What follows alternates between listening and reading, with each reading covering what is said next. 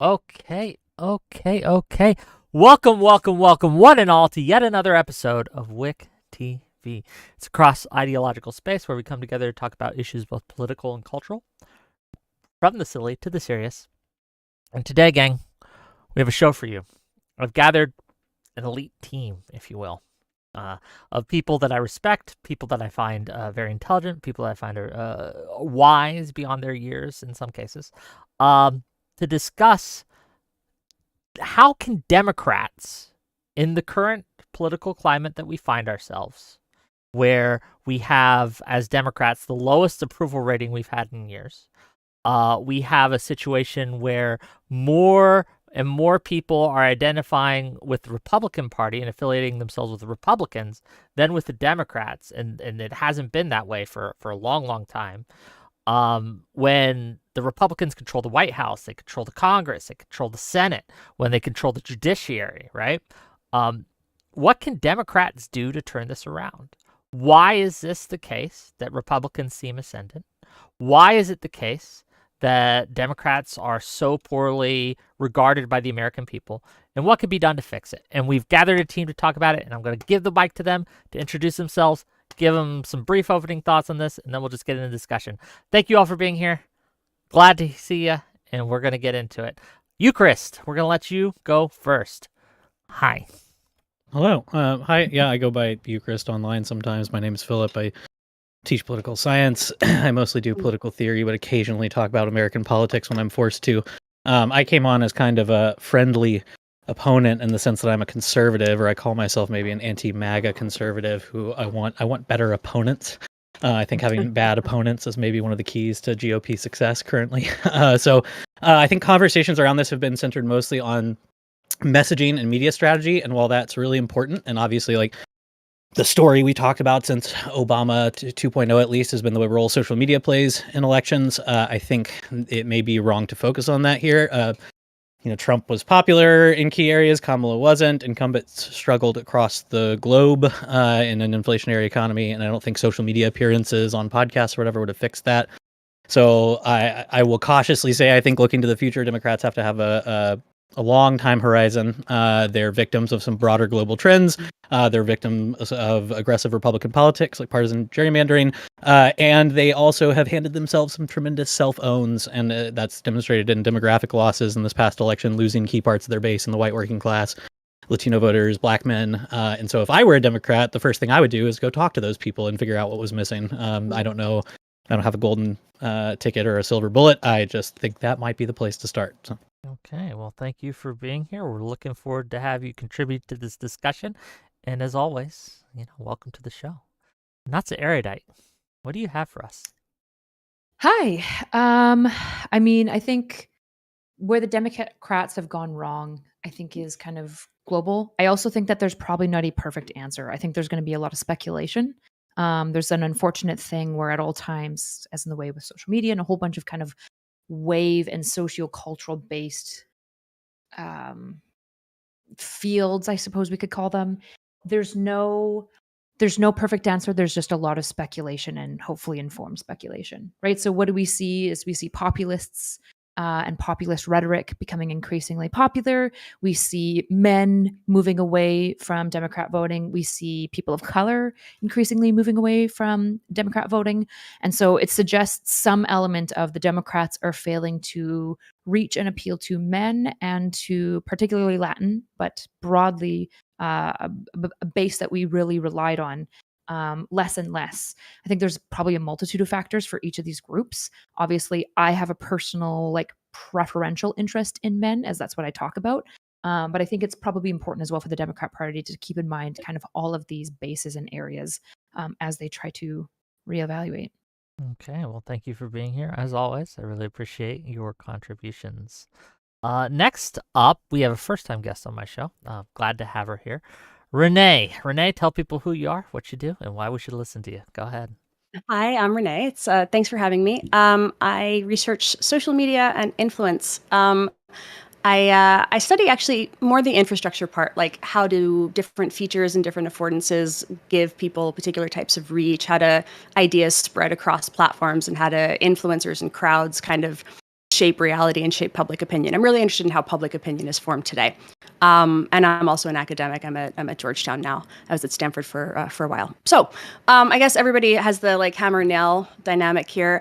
I would say one thing that's really, really different is that the Democrats still have a very top-down kind of command and control way of shaping public opinion. They still think that sitting in rooms with consultants and trying to figure out how to resolve inter-party tensions and coming up with like the message, the hashtag, the thing that we are all going to say, and like sending that out to people is the way that people adopt messages today, and it's just not. So they have a very top-down model of shaping public opinion, and what you see on the right is this much more like bottom-up, like the influencers are constantly talking to people, they're investing in like pulling memes up from the crowd, shaping opinion, moving things across communities, and eventually the political elites pick them up too, and it's just a completely different way of shaping opinion using a much more modern infrastructure, and I think that the left has chosen not to invest in that, and I don't really understand why.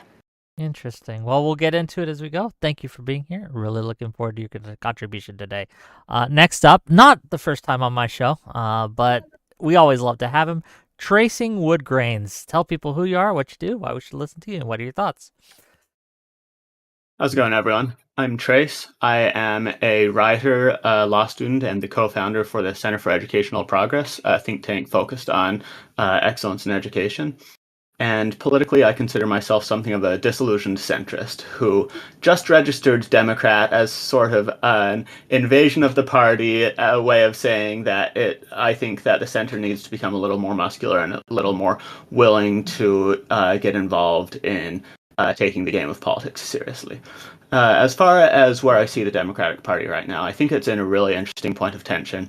I think Renee's point of this top-down control is a really good one, but building off of that, I think the key story for the Democrats right now is the extent to which that top-down control is failing different factions, and the extent to which different factions feel left out and unrepresented in many ways mutually exclusive ways, but in very real ways. So you have this building discontent on the left, where you have the progressive wing, you have the Bernie Sanders, AOC Democrats, or left of Democrats, who feel like the party isn't anywhere near radical enough for them, is stuck in this sort of not doing anything, institutionalist, unserious, non-leftist form.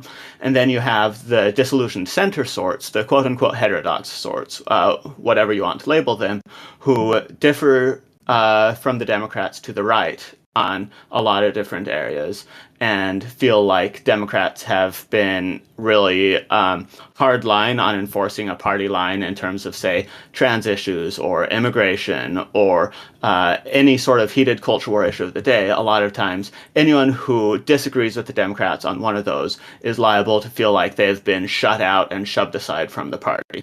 And so right now what you have from the Democrats is sort of trying to reconcile this mainstream liberal base that is content with the party, not thrilled with it, but basically feel like the party is, where they are at, with these two dissatisfied factions to their left and dissatisfied factions to their right, both of whom are furious with them for all sorts of reasons. And I think that's the dynamic they're really facing right now.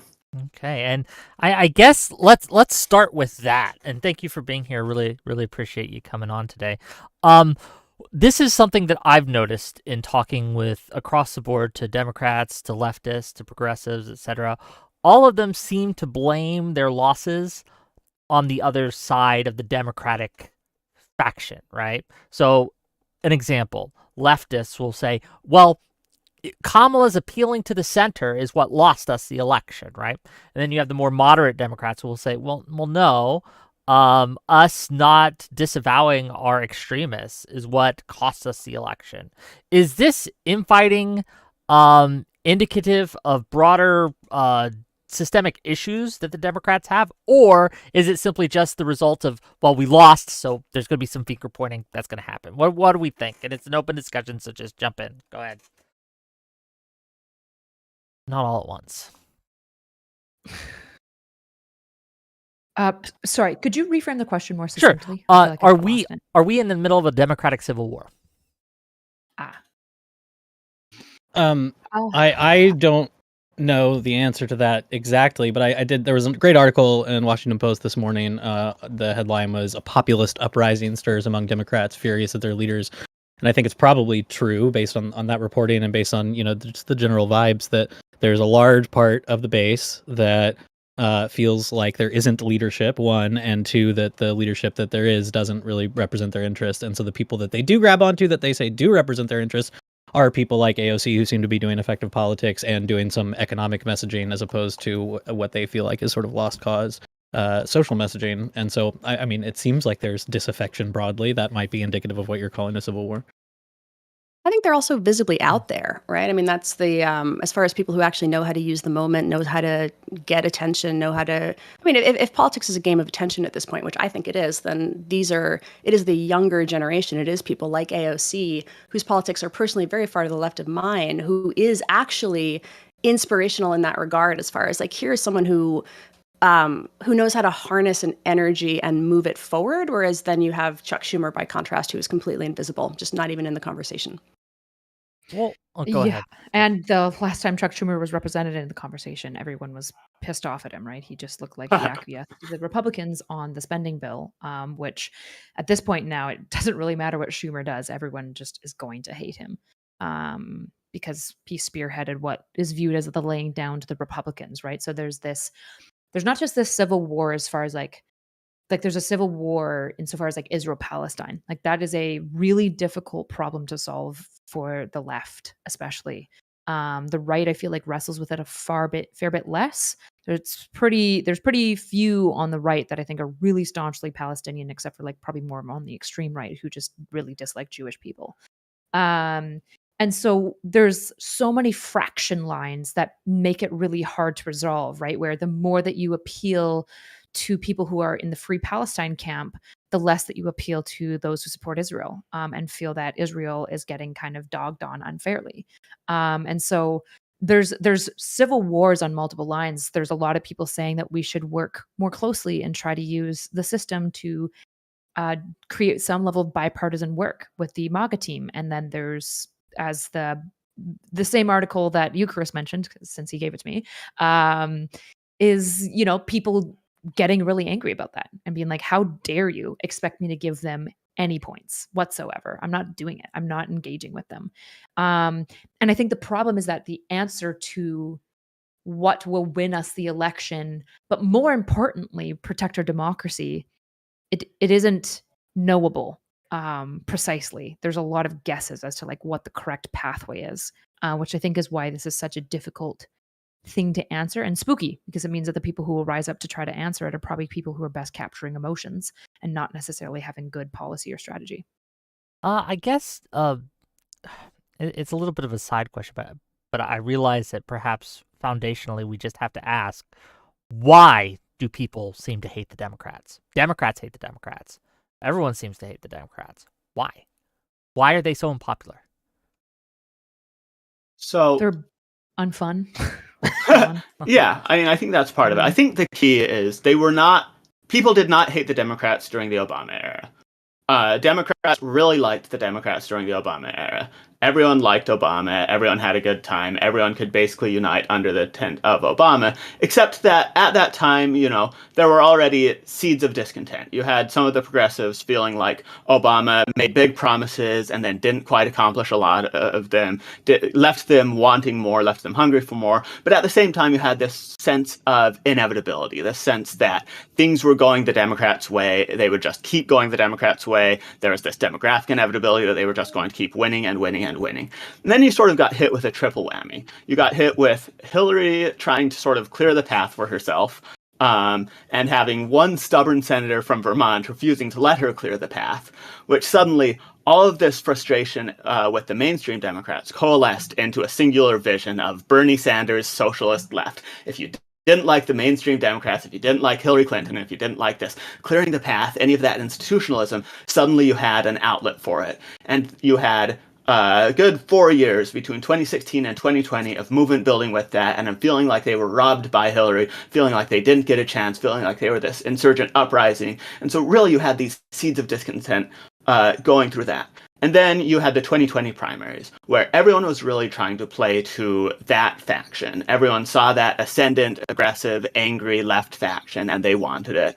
Everyone leaned left, and then the old moderate guy won. And for the institutional moderates, that felt really good until they saw him putting a lot of Warren's policies and a lot of the further left policies of the Democrats in, and suddenly they felt a little bit rug pulled by that too. Then after all of that, everyone got mad because Biden kept deteriorating and lying about it, and everyone around him kept lying about it, and he wouldn't drop out, and he wouldn't drop out, and he wouldn't drop out, and then last second, he made a complete fool of himself at the debate, threw everything into chaos, tossed Kamala up last minute. Nobody was super excited about Kamala. Nobody was super happy with anything, and you just had this glorious mess that had been building for years and years and years, where every faction had many, many good reasons to be upset with each other, with the Dems, with everything. And this sort of just like cratering to the ignominious end of the Obama era, symbolized in Biden just sort of tottering off. And that's, I think, everyone was mad for very good reason, I think. And do you think that this is playing into the Democrats' political problems today? Do you think that that is affecting why they lost and why they seem to be, at least, with a few exceptions? There's some special election that happened in Lancaster, Pennsylvania the other day, which was maybe a small sliver of hope, right? Where a Democratic, I think a mayor, won in a Trump plus 15 county, right? So it flipped from red to blue. But other than that, the metrics aren't good for us, gang. So do you think that what the narrative that you just went through, the history, if you will, that you just went through, do you think that that's playing a major role into why we're having these problems? Yeah, I think, well, I want to emphasize it's not just why these problems are there, but why it feels like such a civil war right now. Everyone senses opportunity, and everyone senses opportunity that hasn't exactly been present for a long while because the direction has been set for a long while. Obama and this sort of coalition has set the direction for a long while, but everyone sort of feels that collapsing. Kamala didn't really have, I think, ever a clean message beyond like save our democracy and pro-abortion and everything. Like, I think those were the two notes that everyone really heard from Kamala. She didn't really I don't think she ever convinced anyone outside the core liberal faction of here is a positive, strong, unifying message. And so you have these different factions who have been sort of waiting, sort of eager, sort of sitting in the wings, reluctantly saying, well, if this is what wins, then this is what wins. But as soon as you lose, then that if this is what wins goes out the window. Knives come out and everyone says, well, this is my chance to assert myself. This is my chance to set the proper direction for things. This is my chance to say, no, I actually was unsatisfied with this and this and this and this and this and this and this.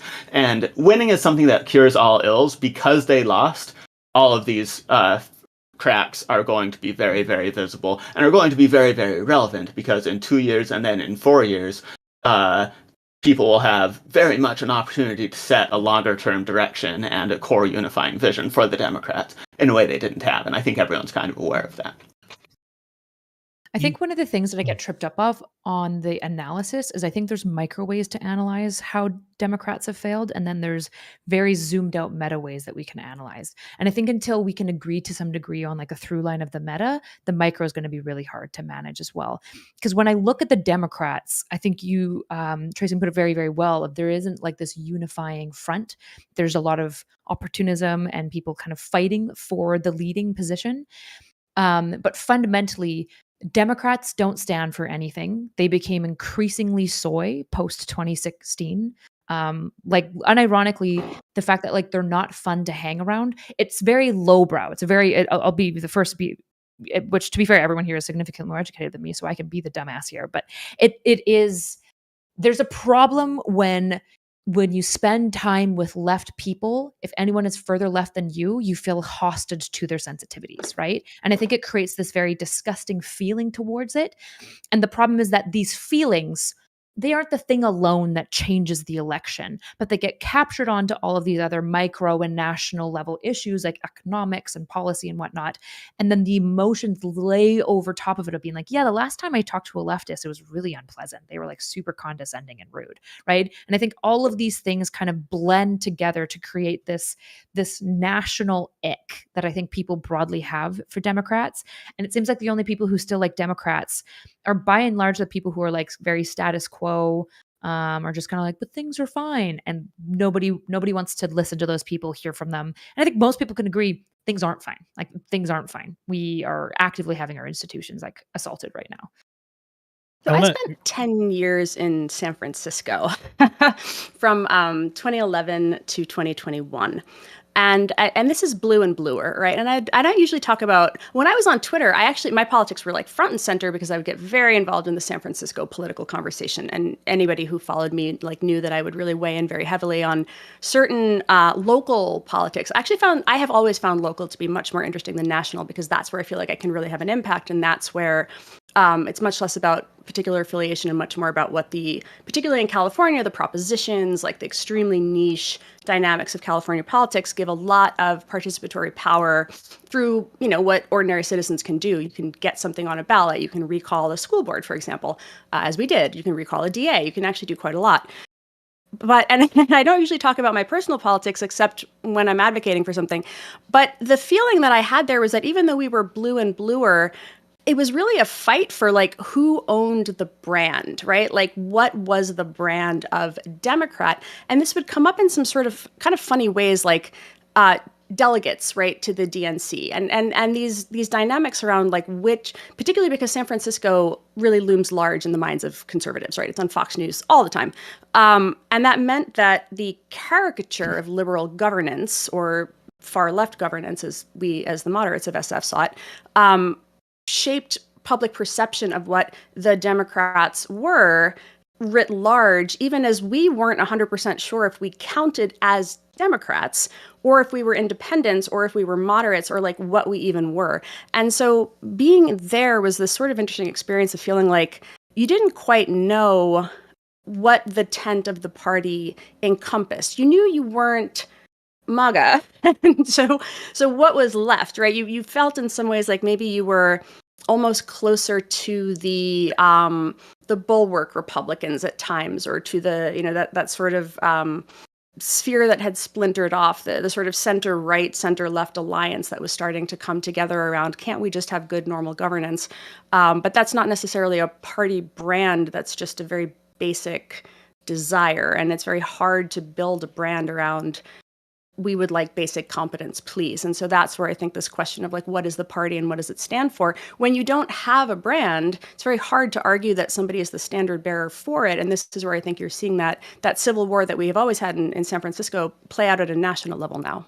Yeah, I my uncle, and this is a little bit of a personal anecdote here, right? But my uncle, when I was growing up, solid Democrat, voted Clinton, voted Obama, voted Kerry, right? Voted Al Gore, voted who was the guy that ran against Reagan in the first term? Anyway, he's a solid Democrat until about 2013, 2014. He was interacting online with people, and again, he's an older gentleman. And he was told over and over and over and over again that he wasn't really a Democrat because he didn't believe in X, Y, and Z. I've been told I'm not really a Democrat because I don't believe X, Y, and Z, right? Like, I'm not really on the left. You're just a whatever, right? You're a crypto rightist and things like that. And I think that this, to kind of put it as Erudite put it, right? It creates this icky feeling. I don't want to talk to leftists. I don't want to talk to Democrats. They're icky, right? They're going to tell me that I'm wrong and bad, and no one wants that. Other than simply just purging these people from our ranks, I'm not sure how we can do that. What's the solution here, right? How can we get people to understand you can't just go around calling everyone not a Democrat, because eventually they're going to believe you and start acting accordingly. I don't know. What are our thoughts here? Yeah, I mean, you're asking essentially about this, like the purity testing culture, and I think I talked about this a little bit before too, but there's this dialectic that has to probably be established within liberal left perspective broadly, which is there has to be core principles that we stand around and are non-negotiable on, which is probably something like strong institutions, democracy, due process, multiple rights. But then there, on top of that, it has to be a intolerance of purity testing, but not a kicking out at the same time, right? There are certain people that probably shouldn't be under the tent of the left, which is probably going to be people who are anti-democratic, right? Like anyone who's a tanky, anyone like that probably shouldn't be associated with the Democrat Party. The issue is that most of the Democrat Party engages in some level of purity testing and some level of kind of like lefter than the soyism, essentially. And so there also has to be a bit of like a cultural reckoning where people, like, I think, chill out a little bit. I think a lot of the leftist soyism and like holding people hostage to your offense is probably going to have to get rooted out to some degree at like a bit of a top level of like just somebody leading in a way that's like, I'm sorry, I just don't care anymore. And then being successful, probably by utilizing populist rhetoric, I would suspect. But I think we have to be careful because in the process of course correcting the Democrat Party, we can't also fall prey to just kicking everyone else out of our party either, because then we have no one. So I think something really key did happen this last election, and in the quote-unquote heterodox anti-woke circles that I spend and continue to spend a lot of time in, something that opens up a really good opportunity happened, which was for years and years and years, this specter of Trump had been looming over things in a lot of ways, where it was like, what are you going to do? Vote Trump, basically. And then a lot of people voted Trump. You saw sort of a winnowing in this heterodox space where I got accused of being a crypto rightist all the time, and all the people around me got accused of being crypto rightists all the time, and everyone, faced all these accusations and everything. And in some cases, it kind of became fair because some of those people I was hanging around did just turn and say, I have these opportunities in the Trump admin, I have these opportunities with this stuff, I'm going to do it. And I saw for myself, like I was in a position where I could have very feasibly been involved in some way with the Trump admin. One of my articles influenced an executive order. Like a lot of them were sort of paying attention to me. The Trump space is a lot more attentive to that sort of like social media influencer space. And so they were sort of like courting people like me, while Democrats were sort of like shoving people like me away and saying, no, we don't want you, we don't want you, we don't want you. So what I would say basically is, and I can't really give this advice to the Democratic Party because I don't think they'll trust like heterodox center sorts saying, oh, you need to adapt yourselves around us. But to the people like me, what I think I can say is basically, first off, you need a positive vision other than just anti-woke. Like anti-woke, whatever, is not useful. It is, you can't just be against something. You can't just form your cluster around being against something, because the more you cluster around being against something, the more your cluster is going to center the people who are most against that thing. And if the thing that you're against is left-coded, then your cluster is just going to become super right-coded. And that's one part of it. But another thing, in addition to like standing for something positive, you need to basically show that you are useful, to be legible, to be useful. So you have people like the Bulwark guys, right, who were sort of these like traditional disaffected conservatives who became legible and became useful and became, I think for the Democrats, sort of their model of the Republicans we need to reach out to our Bulwark sorts who hate Trump, who like the things that the Bulwark sorts like, everything, maybe reach out to Liz Cheney, that sort of thing. And what disaffected center sorts need to do, I think, is to become legible as a demographic of these are our priorities, these are the things we care about, this is where we are standing, and we are going to keep standing here. We want to work with you. We know what you want. You know what we want. Now let's figure out a way to pragmatically work together. And I think that if you are clear about your priorities and clear about willingness to work with someone, then particularly in an environment where people are looking for solutions and looking to build a big tent, that's the sort of thing that becomes very, very useful to a political party. What should our positive message be as Democrats? Because again, last election, it seemed we're not Trump was kind of the thing. Like, Trump is bad, Orange Man bad. Don't vote for Trump, vote for us instead. That at least that seemed to be the pitch. That didn't work. What should Democrats run on? What should we be selling to the American public? I have yet to be convinced of the sort of story that you hear sometimes. I don't know that any of you have said exactly this, but the idea that like Democrats ran too far to the left this time around, that had any impact.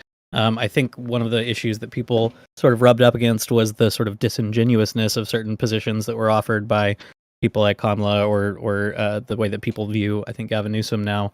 And him just sort of being a political weather vane, changing with the times depending on the position he's in or what the shifting winds are on things like crime or whatever. I feel like you could have a Democratic Party that is solidly left, like even more left than now, on especially certain economic issues, like fighting hard on healthcare, fighting hard on working class issues, I feel like would be perfectly acceptable. That article that I sent around earlier, that's what Ro Khanna is getting up and stumping about at these town halls that he's hosting. I don't think that there's like, I've not seen any evidence that kind of agenda, if that was like the defining characteristic of the Democratic Party, would be punishing, right? But the disingenuousness with which, like let me give you an example from like people on the right that I know, right? I think there are people on the right who are perfectly happy that some of the Silicon Valley mood is shifting towards Trump, you know, that like Zuckerberg is going to UFC fights and hanging out with Rogan and stuff. They're happy about that. But if Zuckerberg got up and tried to run for office as a Republican, I think they'd say, no way, absolutely not. We know what you were like 10 years ago.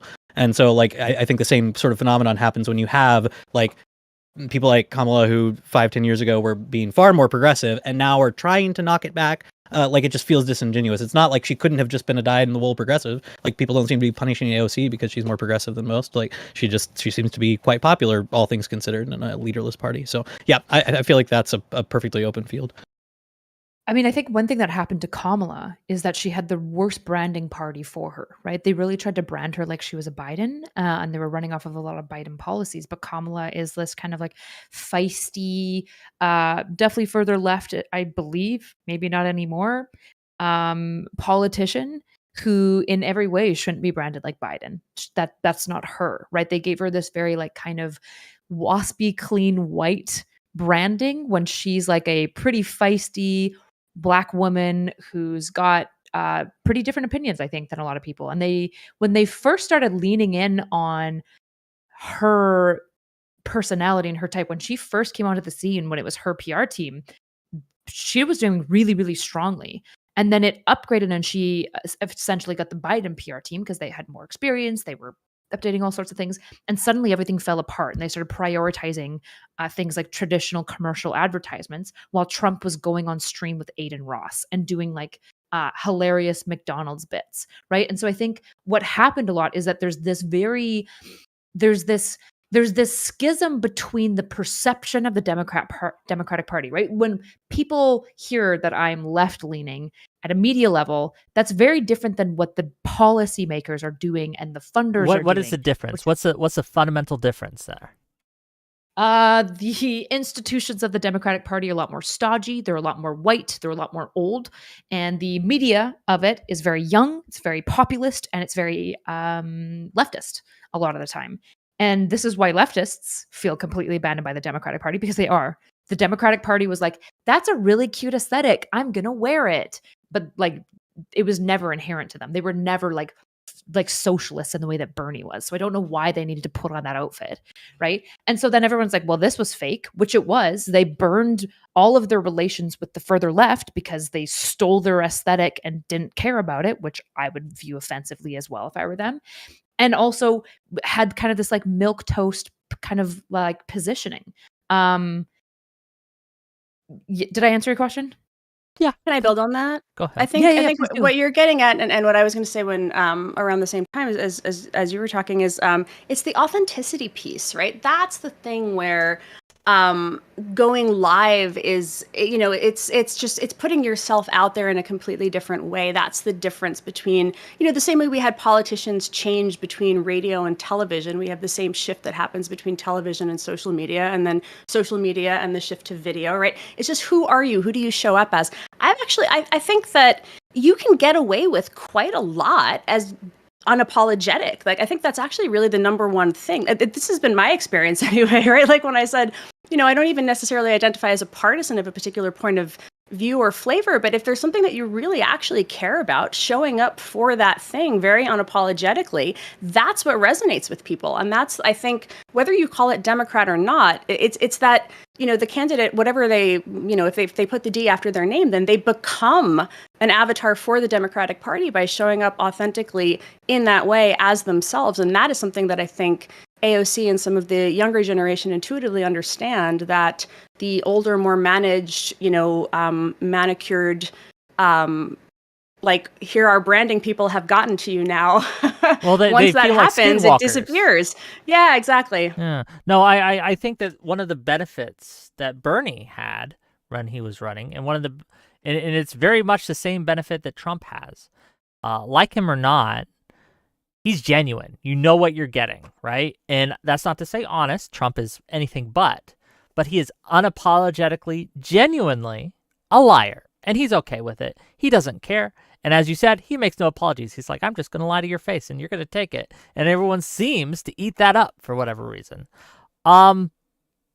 I do worry about going down that road as Democrats, though, right? I do worry that it's simply going to lead to this situation where no one apologizes for anything, and we get darker and darker and darker and more and more extreme until who knows, right? But I don't know. That's just what I'm observing. You seem to disagree, though, Trace. You're in your base. Go ahead. So I think that you're completely right that what Bernie and Trump share is authenticity. I think because Trump was both authentic and rude and loud and crude and a liar, people are starting to feel like, oh, you need to be rude and crude and loud and a liar and unapologetic about all of these things to be authentic. And I don't think that's true. I think that people resonate with the authenticity and resonate with having a clear vision and this unapologetic being willing to fight in pursuit of that vision. I don't think that I think there are high elements of that you can take and low elements of that you can leave. And in terms of like a specific vision, to unite it around, I think also part of the struggle has been that all the liberals who are like trying on this like air of leftism, and I think NotSoErudite was completely right about this sort of like putting on a costume of leftism and everything. The problem is that they can't articulate any values distinctions from those guys. So all they have is, we're a little bit less of a pure version of you guys who would totally be with you guys if there weren't all these barriers in the way. But like, anyway, and it comes across as really unconvincing because it's really inauthentic and unconvincing and really like focus group tested. I think one angle of hope for this is, Ezra Klein and Derek Thompson have been on the abundance tour lately and have been talking about focusing on abundance. What is scarce that should be abundant? What is difficult to build that should be easy? What inventions do we need that we do not yet have? Where are the ways that governance has been failing in nuts and bolts ways? What are the things that Democrats can do to make things function better, to make things work better, to streamline things, to make things effective? And I think that they are a little more unifying and friendly almost than I would be in it. I think they need to be a little bit more pugilistic and make a few more enemies with it. Because what do you right mean now, by that? Make a few more enemies with it. What does that mean? So let me give you an example. Ezra Klein just went on Gavin Newsom's podcast, and Gavin is nodding along talking about how much he loves abundance, and he loves the book, and all the ideas in it are so brilliant, and it's so good, and here's why California either can't do them or has already done them, and why everything's good, and why it's all great, but he loves the book so much, and it's so fantastic, and he's so grateful for it. And I think what people in that faction need to be able to say and need to be able to do is basically to draw lines and say, well, no, we are actually for this. We are actually against this. You are getting in the way of this, and either you are going to get out of the way, or you're not going to pretend to be on our side. If you're not. So Ezra, so in your opinion, your advocacy for is Ezra Klein to go on to Newsom podcast, and when Newsom does that kind of schmarmy, suck up, blow smoke up your ass type of thing, just say, stop blowing smoke up my ass. You're full of shit. Here's why. Here's how you're in our way. Stop this fake shit. Right? Is that your advocacy? Especially with the governor of California. My God. Yes. I mean, it's where YIMBY emerged because the state was so incompetent on housing.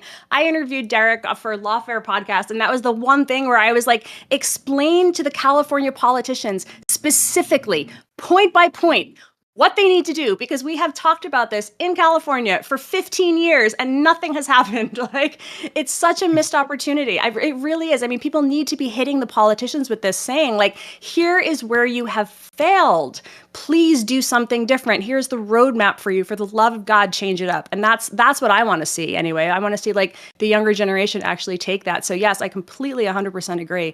I don't understand how, I think in those moments people move into a realm of deference. This is when I watch the Gavin podcast or the clips. Exactly. It's very deferential. And I think that per the point about being a little bit more pugilistic, right? Like, the internet functions on like beefs. There's like Venkatesh Rao's like incredible canonical essay, The Internet of Beefs, right? You need that. Like it just like, it galvanizes attention and makes people pay attention. And more importantly, it positions you oppositionally so that somebody has an idea of like where you are and where something is against you, so that there's at least like a sense of on the judge political me by spectrum, my like, enemies, where you fall. right? Yeah, exactly. Okay. No, I think it's go ahead, please.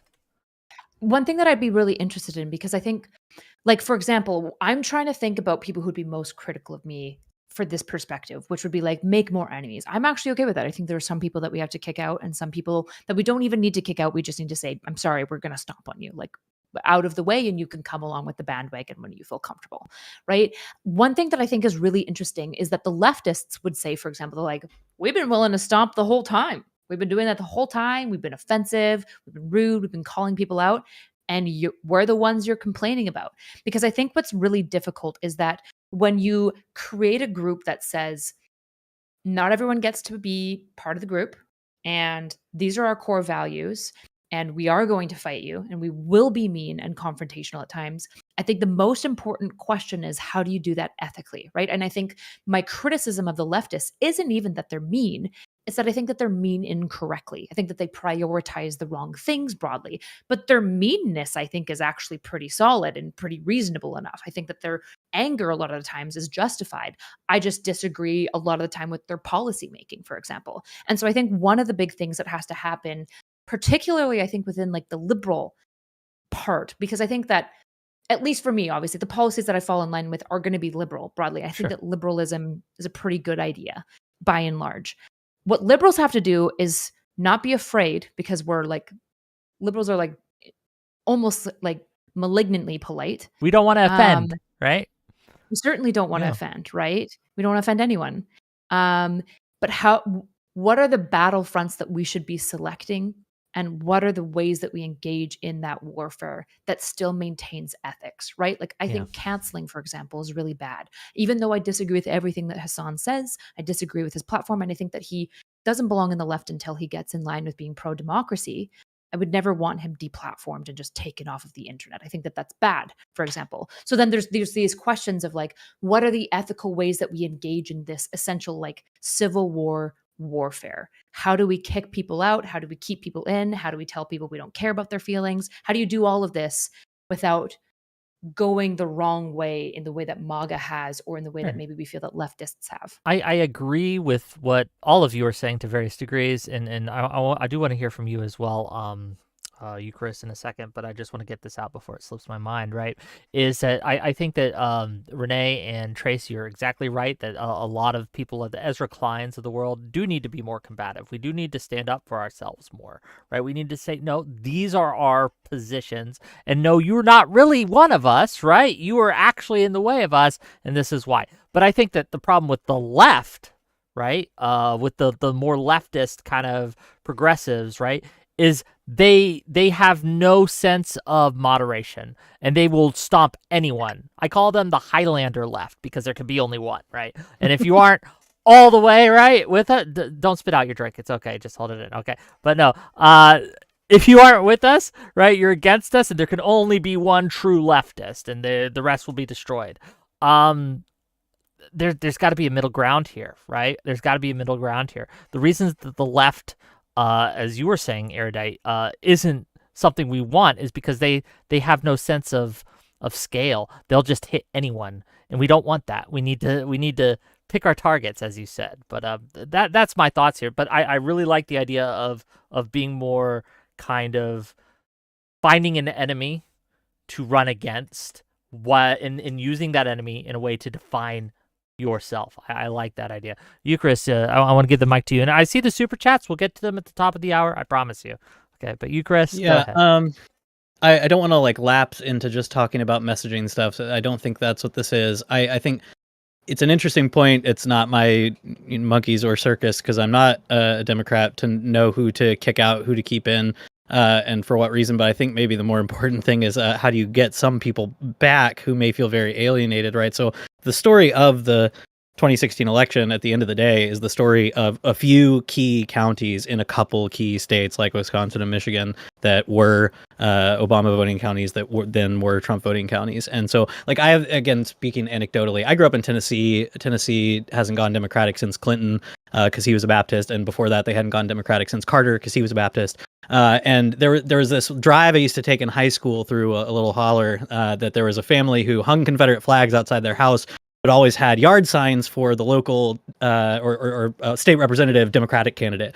So these are old school Democrats, like working class Democrats. But then 2016 rolls around and they've got Trump signs, right? These are the kind of people that you lose that I think you have to find some way to get back in if you want to regain some of those losses.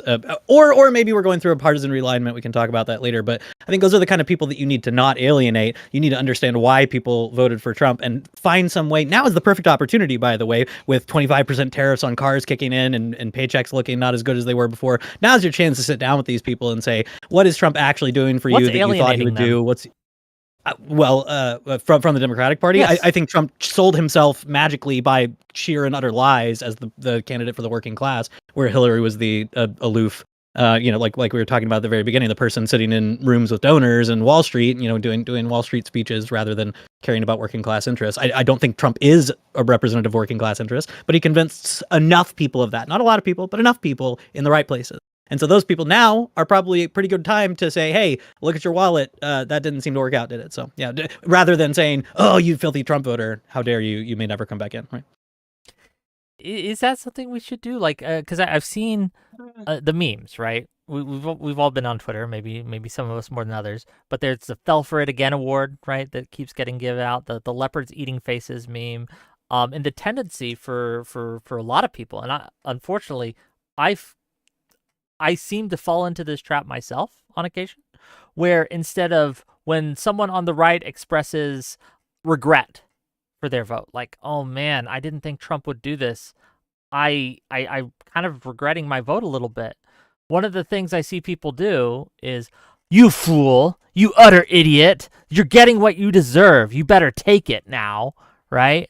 And I worry that that's going to be the way we go forward with this, is we use it as kind of like a bludgeon against. A bludgeon. Yeah. I was thinking about this a lot today, actually, trying to figure out, like, how a lot of people would say, at least in like our social circle, that like Malcolm X and Martin Luther King Jr. were both required for the civil movement. How Malcolm X was kind of like the negative side that everyone could shit on, but if he wasn't agitative in the way that he was, Martin Luther King couldn't be so contrasted as like this good, peaceful guy, and make people so much more empathetic with him.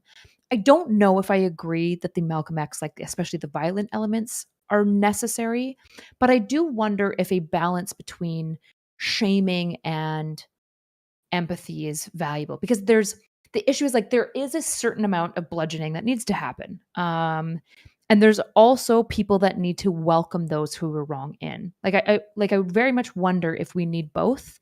We need like people who are both. Like when you say there's some people who need to be bludgeoned, or there's some bludgeoning that needs to happen, can you give me examples? Okay, any MAGA person who is basically completely dismissive of the Pete Hegseth debacle, Signalgate or whatever it's being called now. Whiskey Leaks. It's Whiskey Leaks. Whiskey Leaks? Yeah, That's Whiskey way less Leaks. cool than Signalgate, but whatever, fine. Versus, but we're mad about the Hillary Clinton hard drive scandal, they've just forgotten their principle, right? If they have this security clearance issue, which I think was semi-legitimate with Hillary Clinton, though I think overblown, but by and large, there's a valid concern about like her having things whatever. There's procedures for a reason.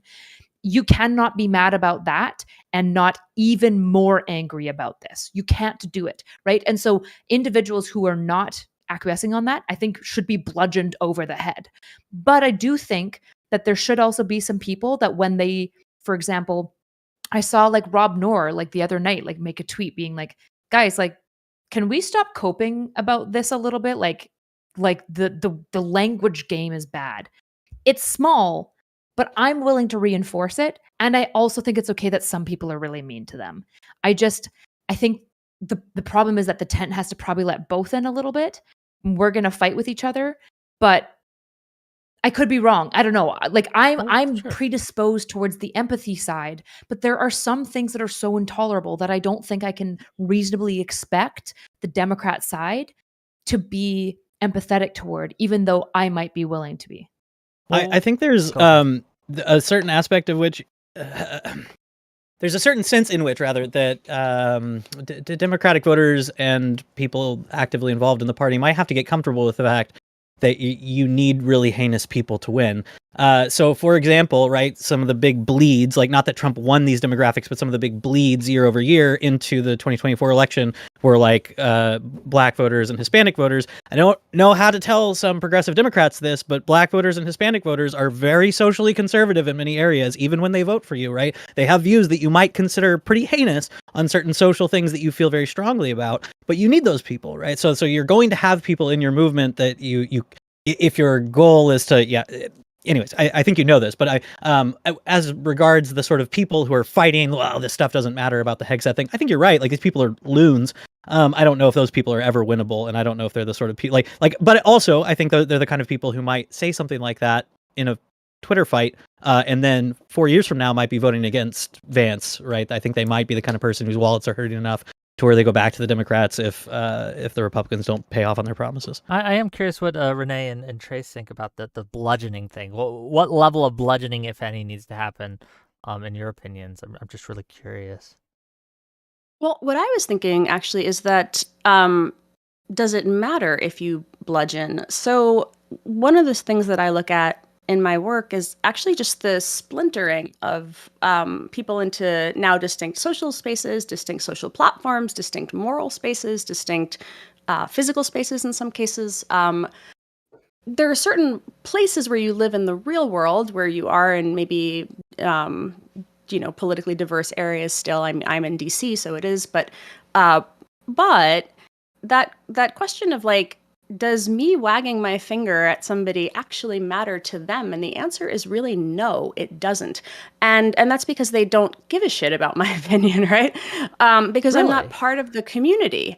And no, because it is actually like the correction comes from somebody who you respect. If you're criticized by somebody that you don't care about, it actually doesn't matter. I'm sure that everybody in this room can think of a moment in their life where if you're a vaguely public figure, you get yelled at by people on the internet, and you're like, whatever, who gives a shit? It's some asshole over there who doesn't like me, doesn't trust me, is smearing me, whatever. You can completely disregard the opinion immediately, whether there's agreement to it or not. And so there's that question of like, the correction has to come from somebody that you either respect or is vaguely adjacent to your community. Yeah. And that's the question of like, so who does the bludgeoning? It has to be somebody where there's still an adjacency. And so when I pop over to Twitter, the people that, because I spend actually a lot more time on Blue Sky, which we can talk about why it doesn't have to be lib Twitter, and it would be nice if it wasn't. But when I pop back over to Twitter, the people that I'm actually really interested in, who do show up in my For You, are actually the people who like are the ones who feel like they didn't quite get what they signed up for. And I'm very interested in those people and their criticism. I don't care what the people on the left say, because them saying like, MAGA are hypocrites. MAGA doesn't care. It's the people who are either like in the heterodox spaces or adjacent or the tech right, who are like, hey, wait, like this actually isn't good. Those are the people where the bludgeoning would matter. Those are the people where the criticism has some impact. And that's where I think it has to come from. And that's what I think is actually interesting. No, I think I both agree and disagree with this. I think that you're correct. If I'm being criticized by someone that I view as my enemy, whatever, I don't care, they're my enemy. But one of the ways I identify enemies is by them bludgeoning me, right? So one of the reasons I think that someone is bad faith, we use that term a lot in this space, right? Oh, you're just bad faith. One of the reasons that I can tell if someone is bad faith is how much bludgeoning they're doing. So I wonder if there's like a chicken and egg situation going on where like if you bludgeon enough, then it switches off their ability to actually care what you have to say. But I think you're exactly right when we are going to be looking at what are Trump voters going to be dissatisfied about? In what ways do they feel Trump has failed them? But it's very hard to gather that information because, at least, again, on the outskirts of it, right, not being in it, they have a very closed system in the fact that you don't criticize Trump publicly. If you do, you're out, right? You are not a member of their crew. So I am curious to see how that will play out. But I want to hear from Trace as well on the bludgeoning thing. What do you think? Yeah, so there are a few threads to pull together. And one thing that I want to focus on immediately is Eucharist mentioned the idea of like a few counties were super relevant, and I think it's important not to overplay that sort of thing in the sense of in 2024, so many areas flipped right so much, and there was such a red wave that California flipped like 9 points to the right, even though it was never going to actually flip its vote. That sort of thing matters, and for me, like Trump and the MAGA movement are so uniquely urgently important to defeat and uniquely urgently repellent, it is almost unthinkable to me that it is even close right now. And by almost unthinkable, I mean, like, I think the Democrats should not be looking to, like, flip a few counties back and to take the tails of a few Trump voters. The Democrats should be looking to answer, how can they build, like, massive, powerful, overwhelming coalition against this thing, a group that is, genuinely strong. And the only way to do that is to have a lot of internal disagreement. And so when you're looking at the question of bludgeoning and so forth, and what is too far, what is not too far, from my perspective, the thing that Democrats have really been cutting their own legs off with again and again and again and again and again is excluding people, is telling people, we don't want you here, you're not welcome here, get out, go away. And they have done this to a lot of people. They have done this to a ton of people. They have done this to a ton of positions, a ton of viewpoints, a ton of people who hold any of these things. The entire quote-unquote heterodox sphere exists because they feel like Democrats have told them, go away, screw you, we don't want you here. Like, that is, Claire from Quillette was going to be here at one point, and I was going to really make that point that with her whole publication, that whole sphere, like, all of that was sort of defined in many ways as the liberals that the Democrats don't want. And I think Democrats need to completely abandon that. They need to toss that. That is one of the reasons I wish she was here. Unfortunately, she couldn't make it due to other circumstances, but she apologized. It's okay. We're all good. But her perspective was valuable because I have seen so many people from the left, from the Democratic coalition, shit on Quillette and that kind of sphere of things. But I've also seen Claire and a lot of Quillette members stand up against Trump and say, this isn't okay. This type of behavior is just not okay. And that would have been a really valuable perspective here. But that's okay. We're here anyway. So, yeah. But continue, please. And so give an example of what I think is a sort of health pugilism. There's a leftist who's been really active on Twitter lately, Cassie Pritchard at Cahobian Devil on Twitter, who I find really interesting because she's sort of been trying to lead this like aggressive Chapo type left guys towards, hey, you actually do need to persuade people at some point. If you're on the 20 side of an 80-20 issue, you can't purge everyone from your tent. Here are all of these tools that you have abandoned, and here's why they're important again. But when I talked with Cassie, like, the interesting thing about it for me is that neither of us were under any illusion that we agree about most or even a lot or even many things. Like, neither of us were under any illusion that our subcultures are super compatible, that our perspectives were super compatible, that anything other than our common goal to defeat Trump and the MAGA movement was there. And it's fine. You can have a lot of pugilism, you can have a lot of back and forth, and you can have a lot of wrestling for power if people are secure in, but we are still ultimately working towards this common goal, and we value your help towards this common goal. You can fight with people a lot if they are secure in their position, and if they don't feel excluded, and if they don't feel like they are being dismissed and cast out and shoved aside. There can be a great deal of fighting with that. So I think it is absolutely appropriate, in particular, like, against the MAGA movement. Look, I'm a centrist. I've always been a centrist, and so I sort of take my emotions of some of these things as kind of gauging what is and is not going to turn centrists off. Like, Trump sucks. Elon sucks right now. The MAGA movement sucks right now. I'm not really looking to build a lot of common ground with Trump and Elon and say, oh, these guys are doing such they're misunderstood. All the Republican supporters of them are misunderstood right now. I'm not in a mood for common ground, and I don't think anyone to the left of me is at all in the mood for common ground with that, and I think that's fine.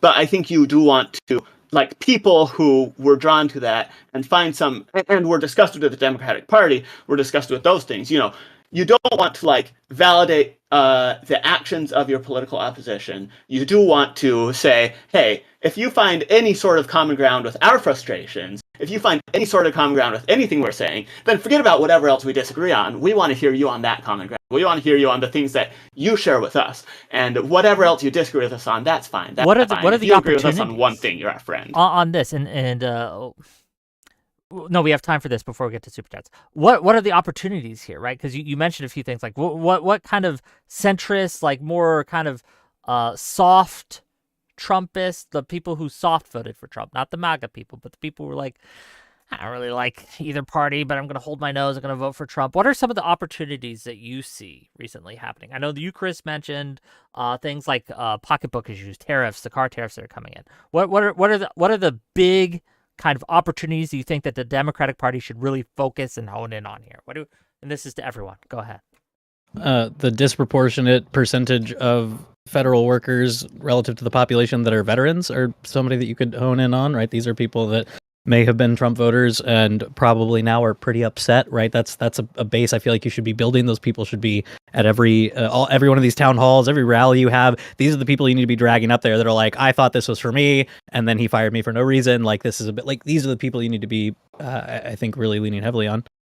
I agree. I think the stuff that's coming out of the town halls, I've actually been surprised that you haven't seen Democrat leadership boosting them more, because that is where you're seeing like the real populism kind of coming out of that. People who've just lost their jobs, who are realizing that the cost of living is not decreasing, that they are not getting what they thought that they were signing up for, and that does make them, I think, reachable.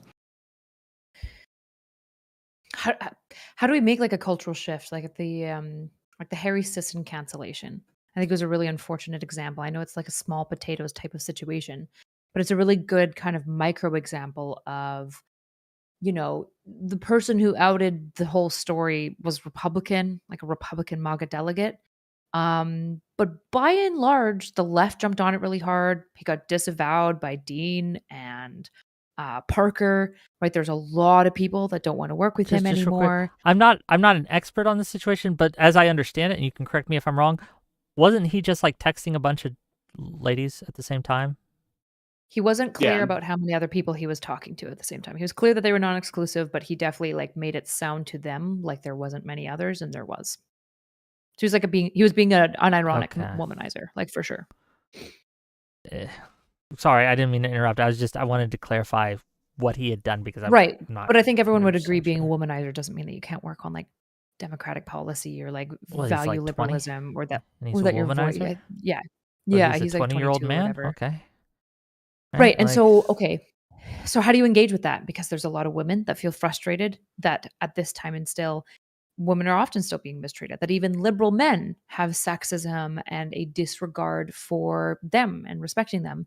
And at the same time, he's a liberal pundit who I'm not a big fan of his work personally, but it appeals really strongly to the liberal base, especially the liberal leftist base. So how do we deal with that situation? What are we thinking? I don't know. I think that think- like if I'm sorry, I don't mean to interrupt, but like, gang, if you're out there and you're texting women, okay, if you're DMing women, don't lie to them. That's bad. You shouldn't lie to women. But if you're in a woman's DMs and she's DMing you, odds are you're not the only guy she's DMing. Just understand that, okay? And understand, as a woman, if you're DMing a guy, you're probably not the only woman she's DMing. I see this as, I don't see this, I worry that the people who are making this a big deal, right, within the left party, who are canceling him for this, are playing into the Republicans' hands, because this feels like Democrats have a masculinity problem, and I think this plays into it. Trace, I didn't mean to interrupt you. Go ahead. I just needed to get that out.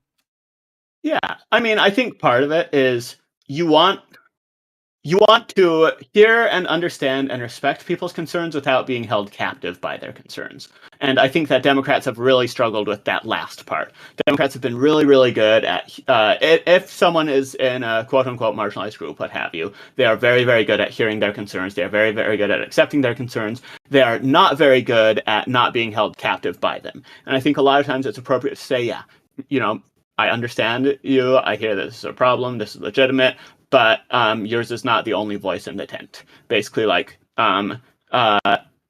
carving things out where it's not so much everyone must be in solidarity with everyone else all the time, and more there's going to be a lot of disagreement and a lot of fighting and a lot of people who you think are pretty gross in one way or another who happen to share some priorities with you, and you don't have to get along with them.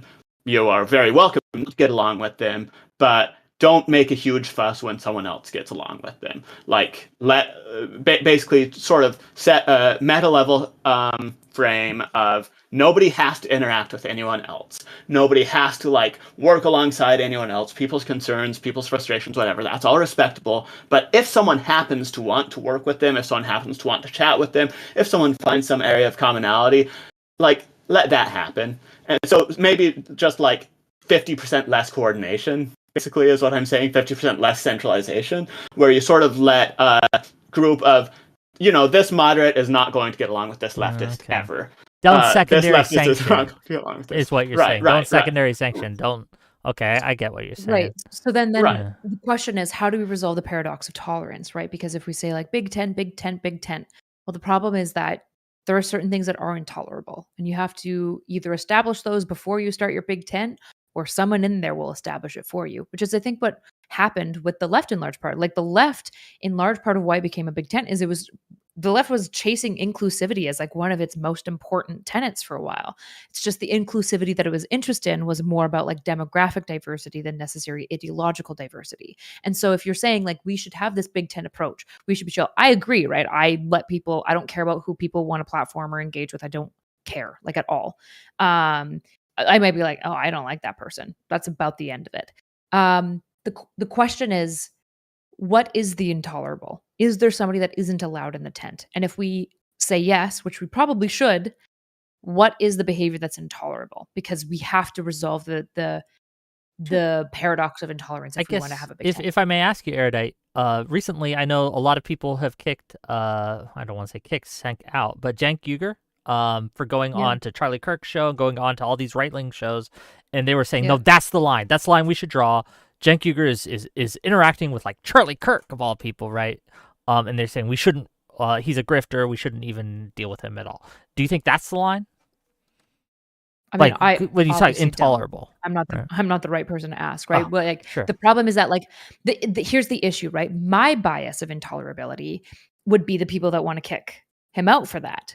The issue is that that's also my political bias. What's the actual lines of intolerability of behavior that we can't tolerate? I think one thing most people can agree with at the Big Tent is being anti-democratic. If you want to see the end of democracy, you're probably not in our tent. Like, obviously, but there probably has to be a couple of other things. And this is the unfortunate dialectic of the balance of purity testing and us agreeing that purity testing is really bad. Just had somebody in my chat coming in being like, do you believe this? Yes or no? And it's like, I'm not doing your litmus test game. I'm good. Right. But at the same time, there are intolerable actions that can't be part of the Big Tent. What are those things? Or is there none? So this is really tricky. And for a couple of examples of things that have gained like mass popular appeal that I would love to say, like, I don't ever want to work with someone who thinks this or whatever, but don't think I can, are say like support of Luigi Mangione. Like, to me, it was a huge red line. Like, people cheering this murder, this like cold-blooded murder, is horrifying to me. Like, that's something that is absolutely beyond the pale to me. But like, it is also a mass popular movement, and saying like, oh, I want to cut that off, like, suddenly cuts a ton of people off. And there are a lot of things like that I could go into, that these are things that feel like bright moral red lines that I, would love to draw and do draw for myself, but these people still exist, and these people still vote, and these people still matter. So what I would say is, say something like YIMBY. If I am trying to get more buildings in a place, if I want to like loosen zoning, I don't really care what anyone else's opinions are, so long as they want to help me with this zoning stuff. And go issue by issue or frame by frame. Like, if I can find someone is willing to align on this wide enough area that we can work together in a narrow way, then they can be wildly evil in all sorts of other ways. And if I don't have to support their evil, if I'm not like endorsing their evil and working with them to build something evil, if they are saying, but, these zoning things, like, we could do that. Okay, look, anyone who can help change this zoning thing, fine. Even whatever. Hitler? No, I'm kidding. But yeah, look, if Hitler wants to come back to life and vote for Kamala Harris over Donald Trump, I'm not going to reject that at the ballot box. Like, sure. Clip it, gang. Okay, we're gonna put that on the clip things. But I'm curious what the rest of you think. Renee, what are your thoughts on this? I'm just really, really curious. Go ahead.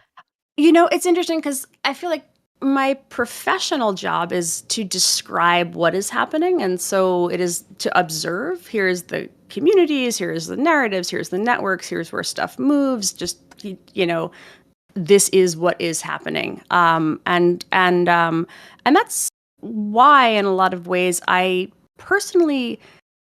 don't actually participate very often in very many of the sort of like main character discourse of the day.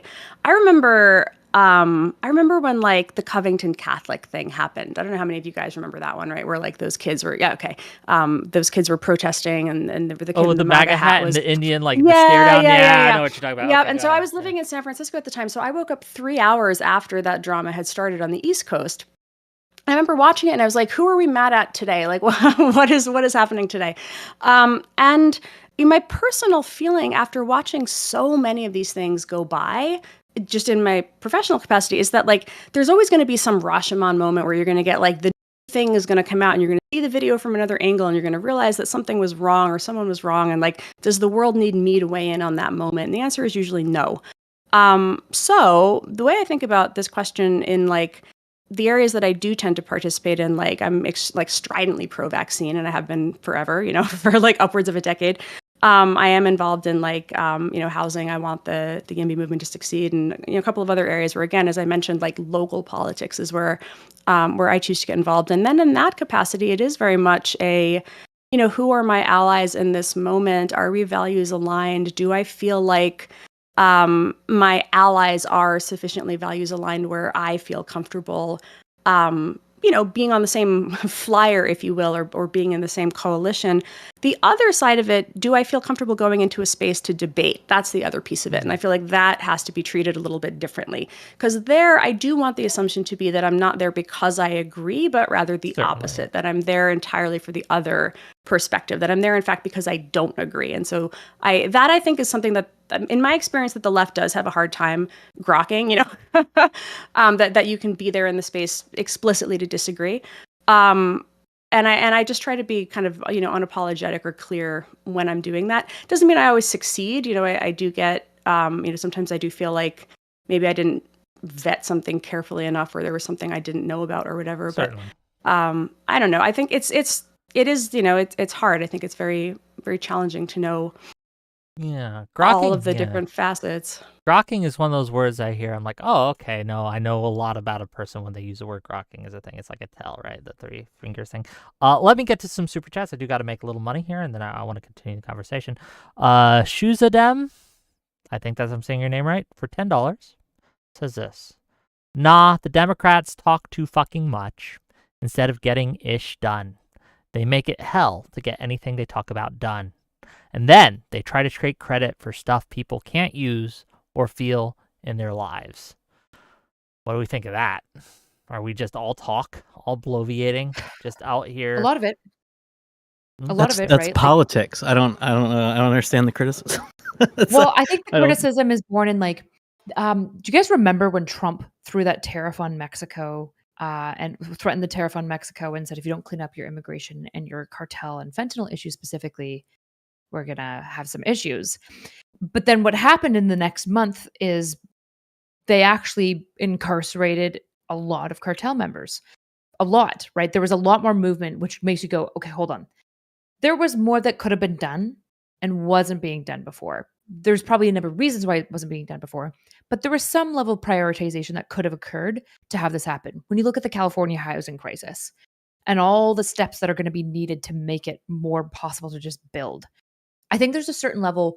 When I was reading that article in WAPO today that you sent me, Eucharist, Ro Khanna was saying, like, I want to do this stuff for you, but you guys have to show up in numbers, right? And he's talking about the midterms. He's talking about elections. And what I really hear from a lot of voters is being like, you keep asking for stuff from us and giving us nothing in return. Like nothing in return. The policies aren't better. The reality is that probably some level of government audit is a good idea. There probably just is a lot of bureaucratic bloat that's occurred just over time, not even maliciously, just like over time, policies not getting updated. There is probably a lack of some level of accountability that occurs within a bureaucracy. And so I think there's a lot of voter frustration that I echo of being like, there's more that could be done. and you're not doing it. And I think the Chesterton fence wants to pump the brake and be like, well, we shouldn't do anything until we know what, causes this thing. And I don't like Elon's approach where he says, hack it all. I think he even has a quote, you hack it all, and if you kill them all, if let you're God sort them out, kind of thing, right? well, specifically delete everything, and if you're not adding back 10% of what you've deleted, you're not deleting enough. Now, I disagree like staunchly with that approach, but there's got to be something a little bit closer in the middle there, because the lack of political movement since 2008, let alone from like 1970, on super PACs, on massive issues with banks and the way that they are collecting up debt and making basically like a fully prospective economy that most people can't even begin to know enough to begin to compete on. Most people can't trade because they don't understand speculations, and they can't even begin to engage because the bar for entry is so incredibly high that I think there's a reason why people are angry and frustrated. And a lot of it is banal. A lot of it isn't any single person's fault. And yet it's the politicians that we look to correct it. And I don't see them doing that a lot of the time.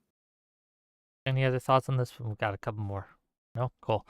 $100. Thank you. From Base Tiny. Thank you, Base Tiny.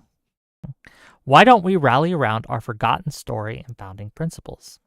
Hey, Professor, can you remind us about the principles of classic liberty from Spinoza to federal founding in 120 seconds or less? Sure gives a lot to be authentic about it, no? That's to you, Eucharist. There are two professors here, so he should have been specific. Yeah, which Totally professor? you. Renee's here too. I was like, no, that's you. Yeah, the conservative gets to talk about the founding. I mean, I will always tell people to read founding documents. I've taught a class on the political thought of the American founding a few times, and I think it's very revelatory. I wish more people would read it. Actually, I don't know if I can do a 2-minute like condensation of like American ideals as represented in like the founding and the framing and everything else. What I would say is I think Democrats have a really cool opportunity right now, which is you have one party who I think is very openly and obviously flouting constitutional norms, and you have the opportunity to sort of pick up the pieces and say, actually, like, we're the party of America and the founding Can and Democrats institutions actually and do principles. that? Right? No, that's a good question. Well, I don't know if they will. Can Democrats actually do that? And what would be the path to doing so? Because I think you're right. Well, I think that's a huge opportunity with the way they're handling the Mahmoud Khalil case, right? And the way that they're handling the deportations in general. I see a lot for when it comes to like soft MAGA, soft Trump. I do see a lot of people being like, hey, well, I voted for Trump and I wanted deportations, but what are you doing? Right? So go ahead. I think one step would be to stop stop acting as if the people pushing for like civic education all need to be right coded. Like do your own work of pushing for civic education, because it is a fact right now that like these new civics institutes that are opening up at various universities right now, for example, lean to the right. In some cases lean very hard to the right. Some of them are actually more open and center of the road, but like those don't need to be just right leaning things. Like you can have left-leaning people who are also interested in studying these ideas in history. And so, yeah, take up the charge of civic education. Don't leave it to the conservatives to do it all. Own it and use it to do your critique. I think that's a very viable path. Other thoughts on this? Okay, cool. Like, I think the odds are that if you find somebody who, like in academia or in public, like makes great study and reference to the American founding, the odds are they're going to be conservative. That to me is not by necessity. Like that doesn't have to be that way. So like more people who are not conservative should be taking up that kind of study and advocacy. Yeah. Okay. $5 from Shuzadem. Yes, but Killer Mike is an amazing left activist, Bernie supporter. Thank you for the $5. And then $5 more. Like Mike from PA? Is that Killer Mike? Killer Mike. I don't think that's it. I don't think that's Mike from PA. Oh. I could be wrong. Killer Mike. Who's Killer Mike? $5 from Levi. Fascinating conversation. Also, Renee's book, Invisible Rulers, should be required reading. Oh, thank you. Thank you. For the $5. I guess to that end, right? Like, who should or what should Democrats be looking to model if they want to find success? We've mentioned AOC. Is that a good model for other Democrats who may not share her values, but her style? I'm not talking substance here. I'm talking her style. Is that something that the Democrats need to adopt as a model going forward? Why or why not? I think it's she puts herself out there and engages and is she's very accessible. Do you remember, she used to go on Twitch.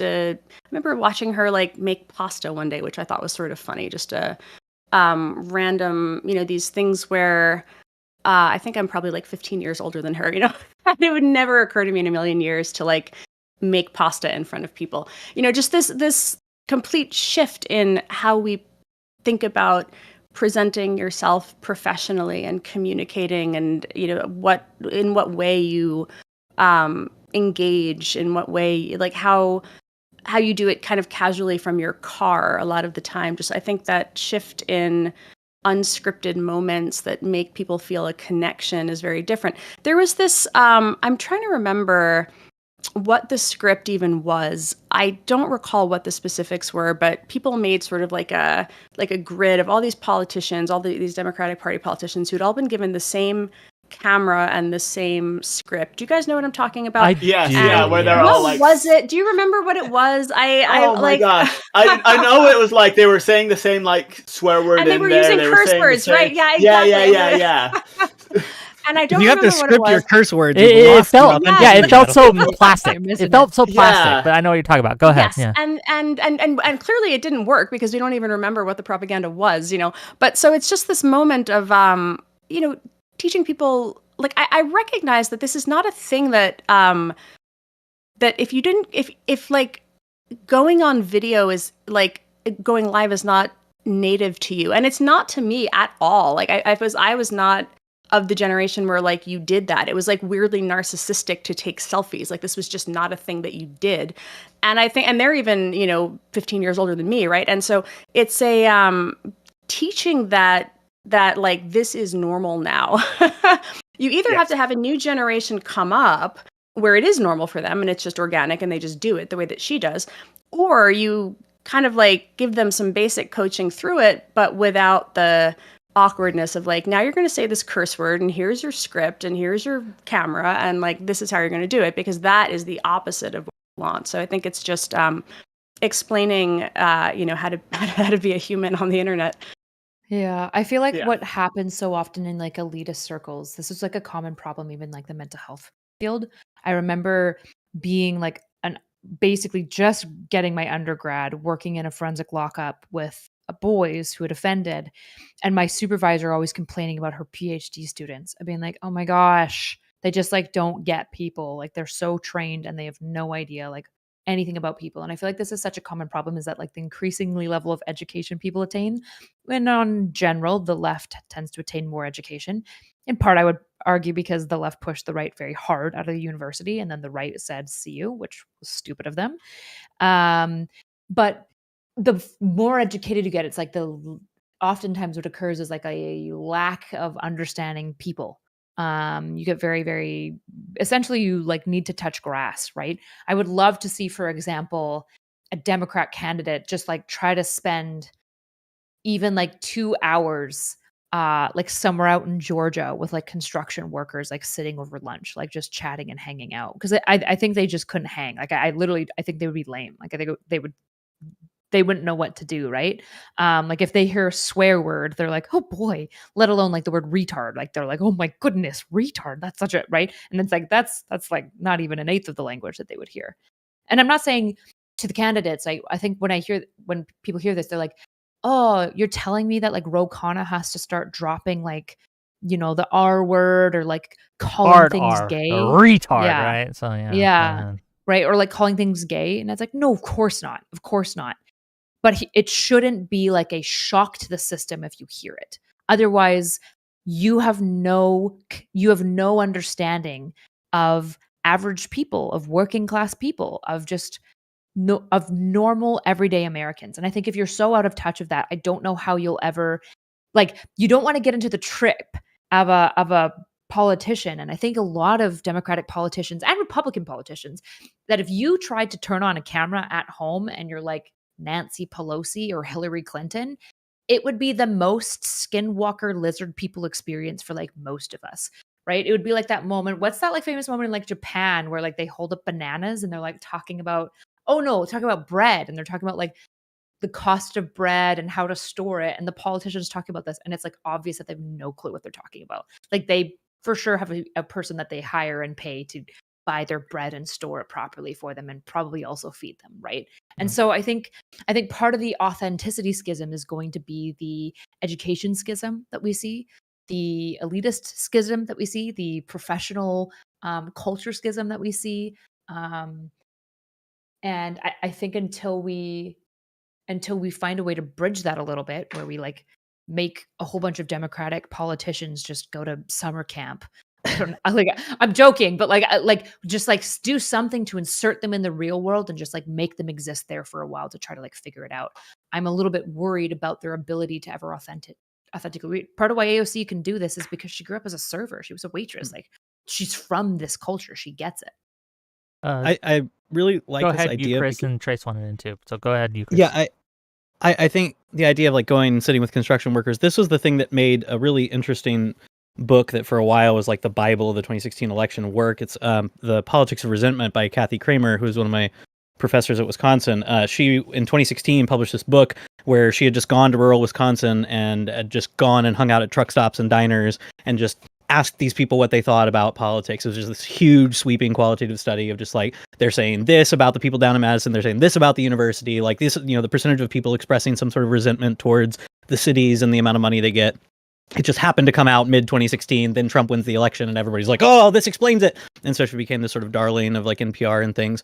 But I think one thing was really interesting about that study is she finds basically these rural working class white people believe a lot of things that are objectively untrue. Like they believe, for example, that the cities are getting more tax money per person than the rural parts of the state are, which is just untrue. Per capita, they're getting subsidized, actually. But I think what people honed in on in the wake of that was the untrue part, right? And it became, rather than like oh, look, she did the work of like getting to know these people and seeing what they feel and what they think and why, it became they believe fake things, and we got to convince you that they're so dumb, like they don't know the right things, right? And so I think the takeaway was kind of wrong, but the method was good. And so I just want more people to do the kind of thing that she did, which was like just go hang out with these people, see what they're saying, and find a good way to communicate with these people about the facts on the ground, but certainly don't condescend to them.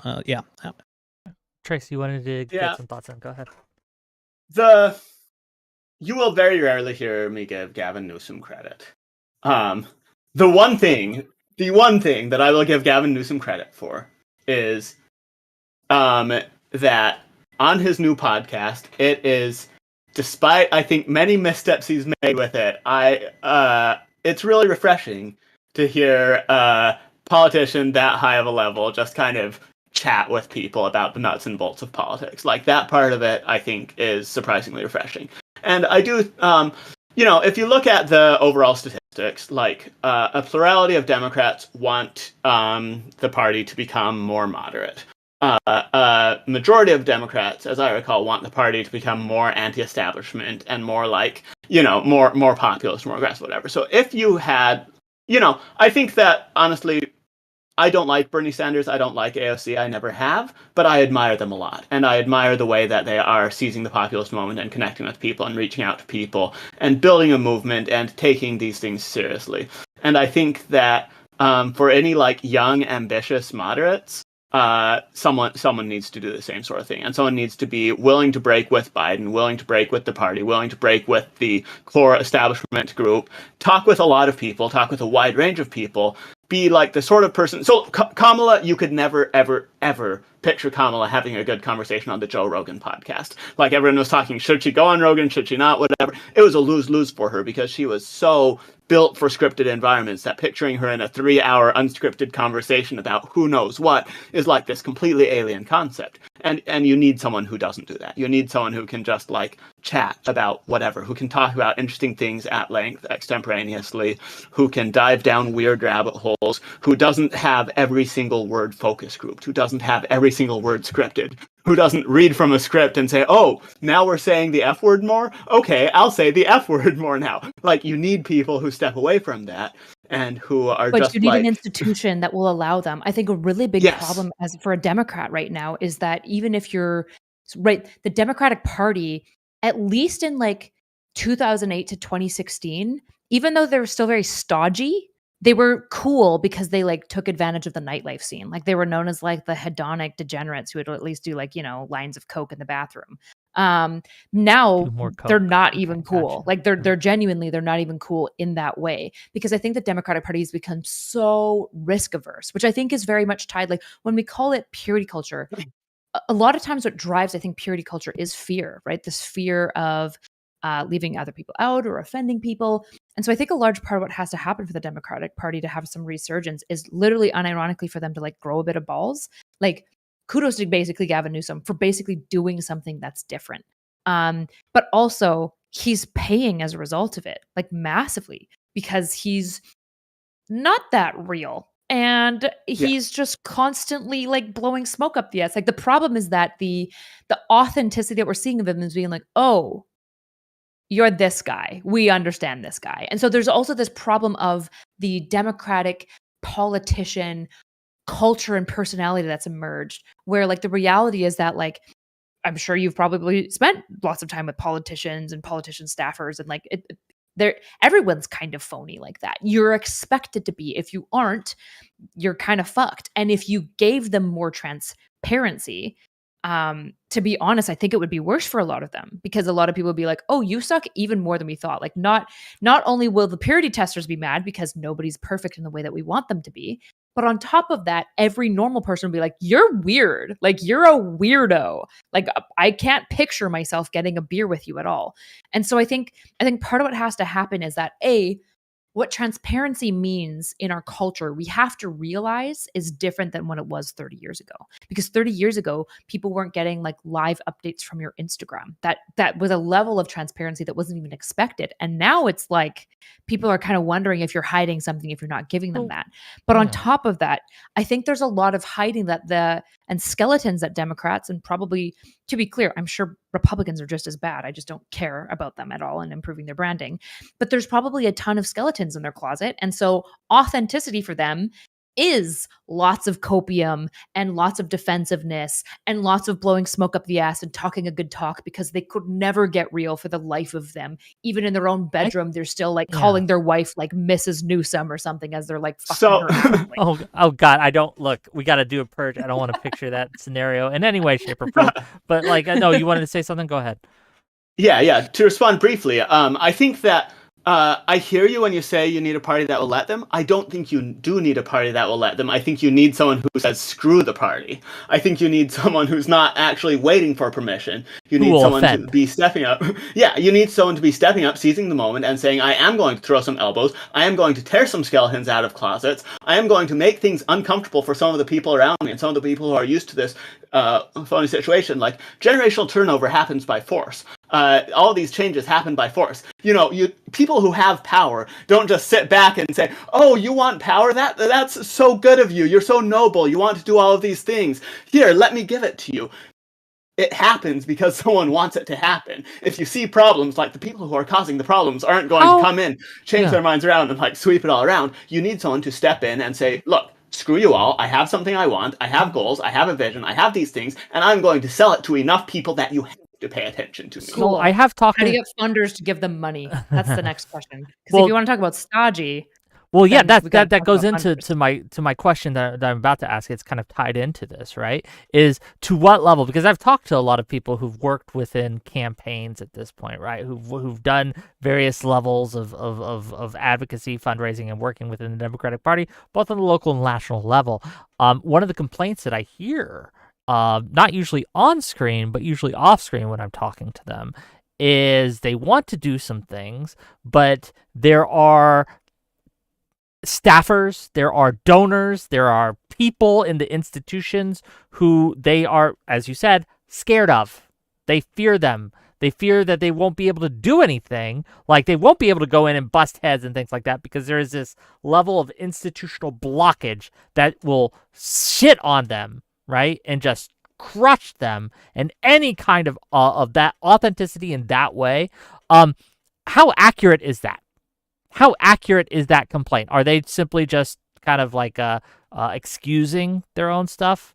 their own failings, or is that an actual problem within the Democratic Party? I think that ultimately people, Trump kind of demonstrated the limits of that sort of thinking to me, I think, in the sense of no one in the Republican Party wanted him. He just sort of shoved his way in and said, I'm here now, deal with it. And eventually they all rolled around and said, I guess we're following you now. And the dynamics in the Democratic Party aren't exactly the same, but a political party is a construct for the purpose of winning elections. And if someone is winning elections, if someone is winning votes, if they have a popular sentiment behind them, then they can get away with a lot and they will convince a lot of people of a lot. I don't think people need actually to be led by all these different factions and all these different groups and everything.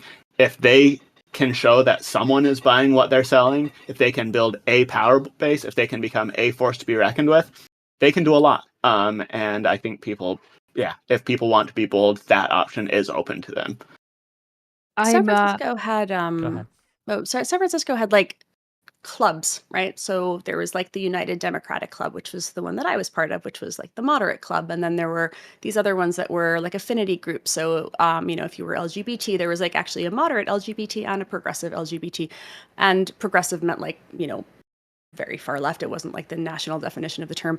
And so affinity groups grew, and then donations moved, and then you also had groups like Grow SF, which was, a lot of like the tech community began to realize that was a fantastic group, particularly as we had kids. And you started to see families saying like, hey, we actually really want real change, and this is a place where we can go and we can make that change happen. And you did start to see the rise of like a new political infrastructure to accomplish explicit political goals, right? We want the following things to happen over this time horizon. We want to shift a certain number of seats on the Board of Supervisors, basically like the city council. And there were, the sort of triangulation around like who donated to what, and then of course the allegations that like, Republicans were donating to, by which they meant moderate Democrats, the sort of like accusations of who was putting money in where. And, this is politics, right? You're always going to attack the other guy's donors as being somehow unsavory.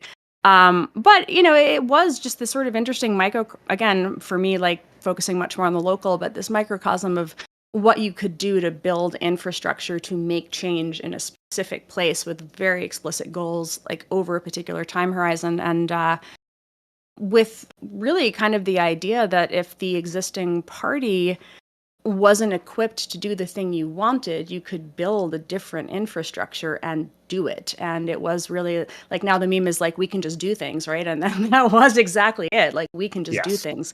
And I left 3 years ago, so I don't know where it is now, but I do still follow along as the Board of Supervisors composition has like foundationally changed in the election since I've left. So, more power to them for seeing having a vision and executing on it and building an infrastructure to do it. Okay. Yeah, I see Grow SF as a model for the country, incidentally. I think that it's one of the places that Dems absolutely should be looking. Really? Okay. As someone who isn't familiar with San Francisco politics, can you elaborate as to why? Are you an SF? No. No, Trace. Are you? You're not San Francisco, are you? No, I'm not an SF. I have a lot of friends in SF. And I've been following, Grow SF in particular, like I've been following them as a model, as just sort of this like technocratic, centrist, we want things to work group that's my politics. What makes them work? So I saw it and I was like, this is good. Right? Is it the policies that make it work? That's what if you guys are if both of you are saying that this group, this organization, this institution is a good model for how Democrats should adopt it, why? Sell me on it. Well, I guess I don't want to speak out of turn because I haven't really been involved in 3 years, but I will but talk about my experience before, when I was there. So just give us what you got. Go ahead, come on, be bold. No, right? it's that there were a lot of us who just wanted things to change, and basic things like I'm tired of my car getting broken into. That is a really fucking basic need, right? Like a really basic ground level.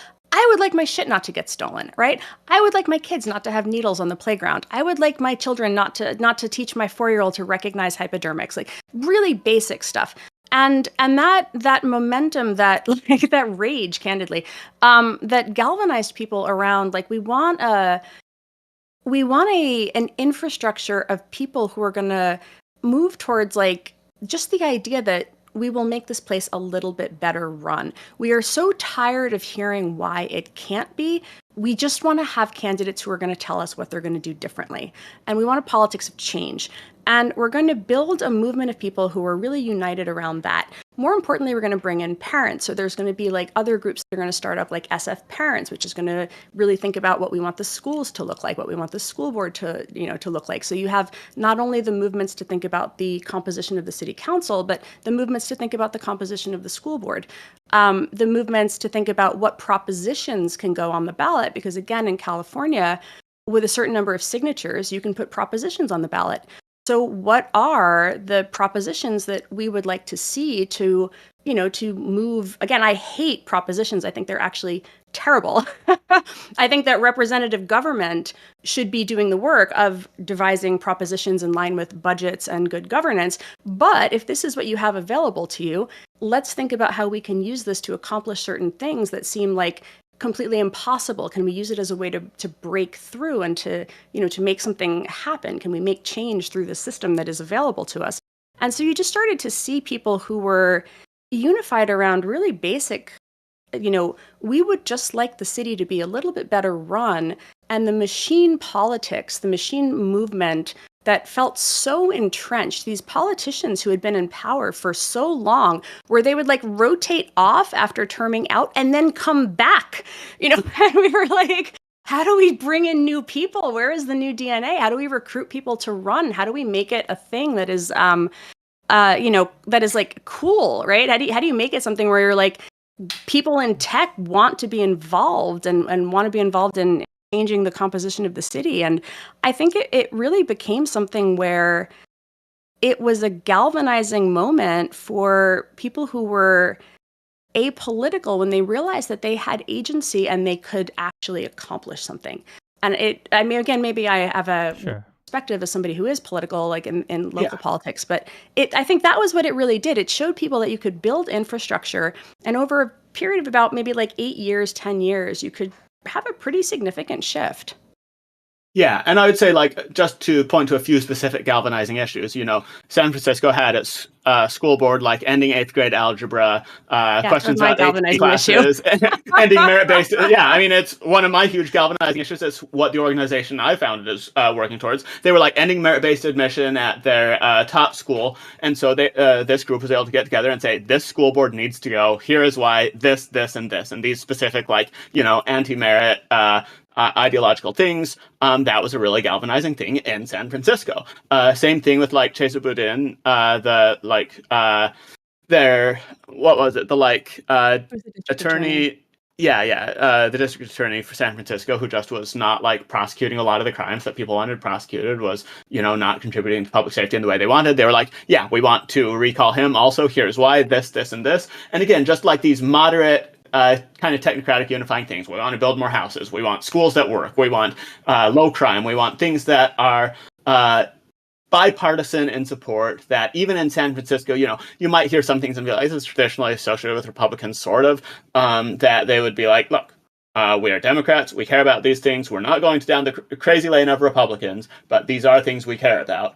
And you can find a lot of apolitical and a lot of sort of disillusioned people that way who say, yeah, I do want schools to function. Do you hate crime but don't want to violate people's civil liberties? Try us, right? The Democrats. Exactly. Right? Do you care about the border but don't hate those brown people, right? Like, try the Democrats. No, I agree with that 100%. Math, it's good. We should have it. Yay.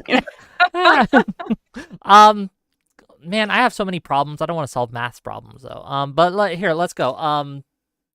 We are running out of time, but I do want to get to like two more really important questions I have for all of you, right? All of you here. Are there any policies that Democrats are running on, that are holding, that they are keeping, that are acting as an albatross around our necks, that are acting as an anchor? What are those policies, and how do we extract ourselves from them? Anything, anyone, any policy. Like, I'll give you one that we could probably get rid of. Transports. I think that just needs to be a fight that we do no longer fight, that we say, okay, no, we're just wrong on this. The public's kind of spoken on this one. So what I'll say briefly about that one in specific, and I agree that that one's an albatross. I think that Gavin Newsom, to go back to him, abandoned it in exactly the wrong way, which is to go to Charlie Kirk and to be like, oh yeah, you guys totally had a point about all of this. I see exactly where you all are coming from, and we were mistaken. You guys were so right about this and this. Sorry, Republicans, we goofed on that one. I think that's wrong. I think there is absolutely a way to recenter it and to say, look, we do care about trans people. We are going to continue to care about trans people. Here are the core civil liberties and the core, focused, dignified things that we want to fight for trans people on.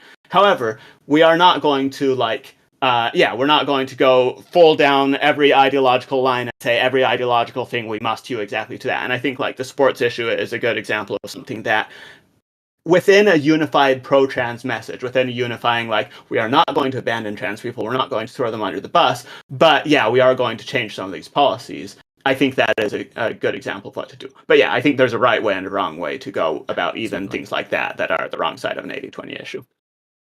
I think even kind of connected to this, but essentially putting progressivism before empiricism, where we're pushing for a lot of inclusions of trans sports, for example.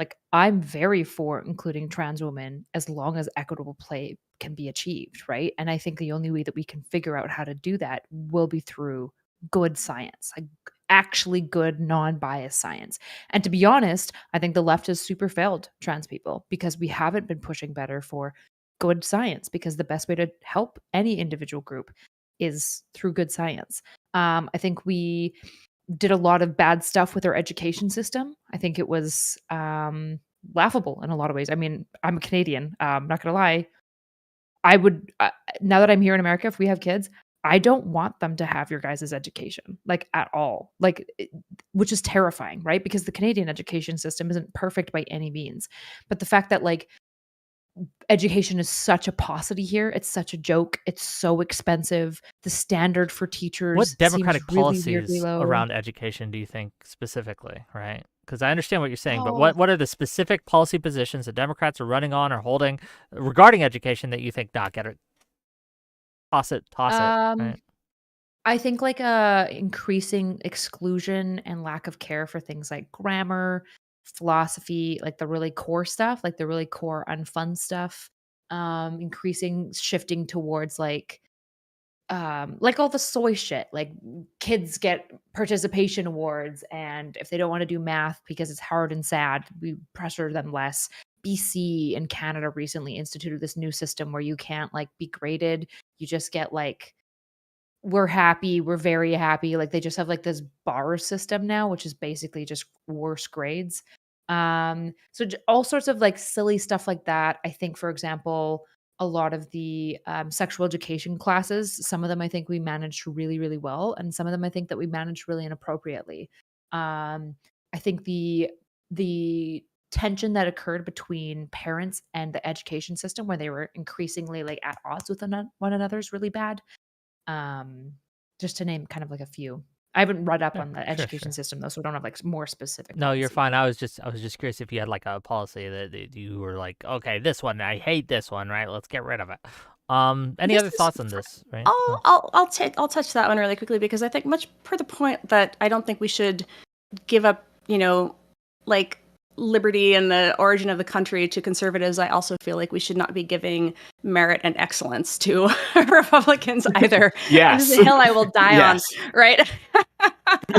I want evaluations, right? I want to know where children stand. I want them frequent and early. I want them to then be used to help children who are falling behind to be pulled up. What frustrated me about San Francisco and the elimination of 8th grade algebra was that they did it because Black and brown children were not performing at the level of white and Asian children. And so rather than seeing that as a sign that they should be helping those kids earlier, they eliminated it from the top, which is why we started calling it Harrisonburg or Ununified, and saying how can you do this? How is this a solution? It's not. We need to instead be looking at this and saying we need to be pulling kids up.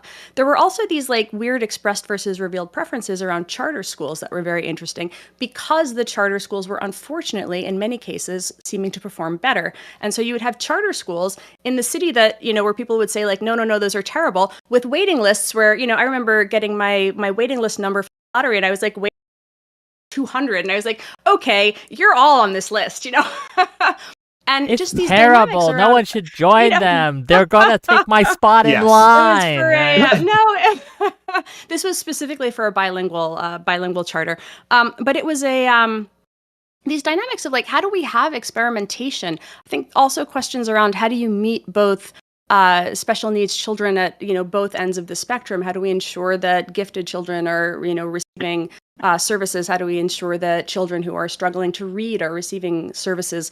How do we come up with ways to ensure that those services are provided? This is where that question of funding is actually very, very important to me. And I think that safety net for education is something that the left really should be leaning into and arguing that this is something that we actually need to be doing. We need to be thinking about how to how to create opportunities for economic growth for people later in life by prioritizing education earlier. And I think that that's a message that wins, and emphasizing education much earlier on by changing the narrative around it is something that could be a significantly winning message. And instead we just keep, kind of abandoning it, ceding the ground on that. Absolutely. It is. Go ahead, please. Sorry. Yeah. If I could jump in quickly there, because not to plug my organization too much, but the Center for Educational Progress that I just founded, I founded because I'm looking at education at this issue and saying people have been doing far too much leveling down, and no one has been really in an organized, broad, cohesive way properly pushing against this leveling down and properly saying, well, no, we do want things like, these gifted programs that people are closing, here's why they are valuable. The evaluations, here's why this is valuable. Raising the bar, pushing people up, raising the ceiling, here's why these things are valuable. And I think there's been sort of a void in the ecosystem for a long while. Like, you have a lot of these equity-focused policies and you have a lot of these liberty-focused policies in education. You don't have a lot of policies, like we're fighting between removing 8th grade algebra and keeping the status quo. And that's not where you want the conversation to be around excellence in education. You want the conversation to be around how can we help as many people as possible go as far and as fast as they want to go. And I think that is absolutely a unifying, winning thing for the Democrats if they can really jettison the leveling down thing that has been from sort of their far left fringe. And I think it can be done. I think a lot of people are ready to jettison the leveling down sentiment, but the case needs to be explicitly made for it. And in regards to... Oh, go ahead, please, Erudite. I just thought of one. We had super weak immigration and mass amnesty policies. I think you chose mine. I was going to get in there. Wow. Yeah, I think our immigration policy was pretty bad, right? I just objectively. Biden really tried hard to fix it with the bipartisan bill. A lot of Democrats were really, really, really mad about it. I think it was a really, really solid attempt at an immigration bill. But yeah, immigration, I think, has been a really losing front. And guns. Gosh, get over guns. We need to figure out a gun answer. On the immigration thing, I think Bernie is kind of a model for this, where he, for quite some time, he's probably gotten more flexible of late, but he, for quite some time, has been like fairly comfortable with a decent amount of immigration restriction, because he's like old school workers' rights kind of thing, like recognizing like, hey, the neoliberal open borders bring in the cheap labor thing is not actually good for the American working class. And so I think that's something that's potentially replicable. So yeah, you like, especially if you want to recover some of the bleed in the Latino voting population, especially in border states, like that seems like a good place to hone in on, is like the Latinos who are here and able to vote don't seem to like the more lax policies. And I also love the don't Harrison Bergeron our kids as a slogan is a good one. I'm always for a good Vonnegut reference. So. I do think that the when tying it back to the opportunity, right? I think this demonstrates in the on education, on merit, on immigration, all of these things that I think Trump and MAGA absconded, right? And it took and just ran with it, right? I think we're seeing opportunities now to take it back, right? And as I said, immigration without the racism and xenophobia, right? Strong border bills without deporting citizens and green card holders, right? Because we have no process for this. having civil liberties, right, in our policies against crime. And look, if we can't take back competence from Trump, we got deeper issues, right? If we can't take back after the whiskey leaks, the signal gate, whatever you want to call it, right? If we can't take out basic competence in our leadership after look, I have better OPSEC than the Secretary of Defense. Okay, I have better OPSEC than the Secretary of Defense. Let that sink in. Some random no-name streamer, what, like 100 of you watching right now between Twitch and YouTube? I got better OPSEC than the Secretary of Defense. I take better care of our classified information than the people in Trump's admin. We gotta do something with that, gang. We gotta be beating people's, like we're talking about bludgeoning people. That should be something we bludgeon with. Okay, last question, then I'll let y'all go, and we'll get to closing statements, things like that. If you could tell the Democratic leadership, right, one thing, and you could change one thing about how they operate, what would it be and why? We're going to start with you, Chris. We'll go all the way around here. You, Chris, one thing. Oh, that's hard. One thing. I don't ask the easy questions. Come on, merit. Okay, we're raising the bar, as they said. I'm not going to ask you the easy question.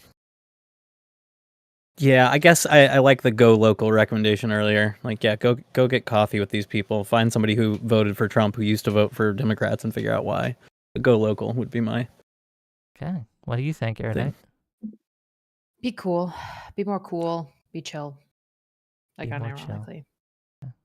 What about you, Renee? You don't need to focus group it. Like, you can just read the internet. People are telling you what they want. It's right there. Just pay attention. Read the internet. Oh, that's great advice. What do you think, Trace? Tear the firewall down. Stop trying to cordon liberals and leftists off from the rest of the world and build your pure little bubble where you only talk to yourselves. Get out, be ready to talk with disillusioned centrists. Recognize you're not going to agree on everything. They're going to say some things that will that you'll find abhorrent. You'll say some things they'll find abhorrent. Be ready to just mix it up, disagree, and get used to talking to people again. Okay. Well, thank you all for being here. I really appreciate every single one of you for spending your time your Thursday night on Wick TV talking about the issues. If you've enjoyed this content, gang, hit that like button. Hit that subscribe button. If you're watching me on Kick or on Twitch, hit that follow button. Continue to give me money. I like your money. I will use it much better than the government will, so I'll keep giving it to me. And before we go, I'm going to give each of these lovely individuals a chance to shout themselves out, shill what they need to shill, tell people where you can find them. And I have a link to every one of their stuffs in my YouTube description. And if you liked what they had to say, or if you hated what they had to say and you want to argue with them, you can go and you click on those links. You can find them and you can follow them. And I encourage you to do so. Let's start with Trace, and we'll give you, Chris, the last word here. Trace, closing thoughts. Where can people find you, etc.? Go ahead. Yeah, you can find me on Twitter at Trace Woodgrains, on Substack at tracingwoodgrains.com, and you can find the Center for Educational Progress at educationprogress.org, where we are fighting to bring a culture of excellence back to schools in America.